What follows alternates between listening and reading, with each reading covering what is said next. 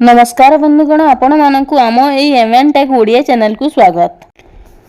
एवे आसिला सुभद्रा सर्वे को नहीं गोटे नुआ अपडेट।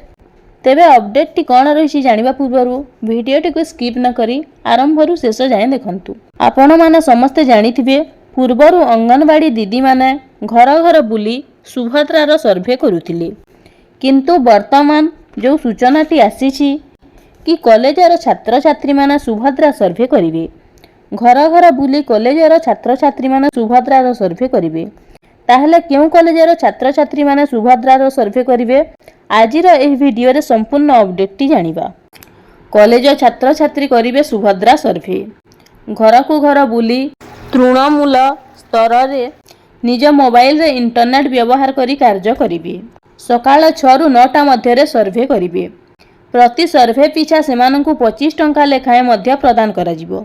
एथिपाई तालिका प्रस्तुत करी पठाइबा निमंते उच्च शिक्षा विभाग पक्षरु समस्त कॉलेज अध्यक्ष और विश्वविद्यालय कुल सचिवंकु निर्देश दिया जाइछि। उच्च शिक्षा विभाग विज्ञप्ति को नहीं शिक्षाविद और अभिभावकंक मध्यरे असंतोष देखा देछि। प्रबल ग्रीष्म प्रवाह को दृष्टि रे रखी शिक्षानुष्ठान छुट्टी करा जाइथिबा बेले पिलांक द्वारा सर्वे करिबा निष्पत्ति कहा स्वार्थरे बोली प्रश्न करिसेंती।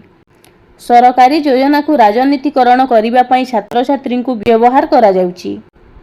अर्थ उपार्जन आशा रे अनेक पिला सर्वे करिबा को आसी पारंती। एपरि क्षेत्र रे सेमानंक पाठ पढ़ा व्याघात हेबो, मानसिक भावे प्रभावित हेबार आशंका थिबारु शैक्षिक मनोभाव ह्रास पाइबो।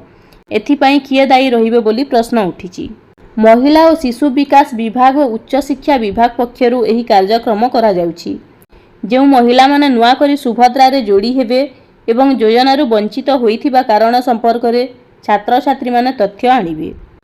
ए संपर्क रे गतकाली अपराह्न रे एक वर्चुअल बैठक मध्य करा जाइथिबा जणा पड़िछि।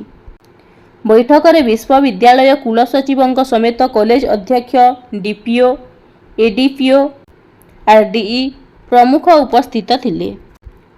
तो एटा थिला अपडेट जहाँ मु आपनकु जणै देली। तो एहीपरि अनेक गुड़िए इनफॉर्मेटिव वीडियो देखिबा पई आम चैनल को सब्सक्राइब करंतु। धन्यवाद।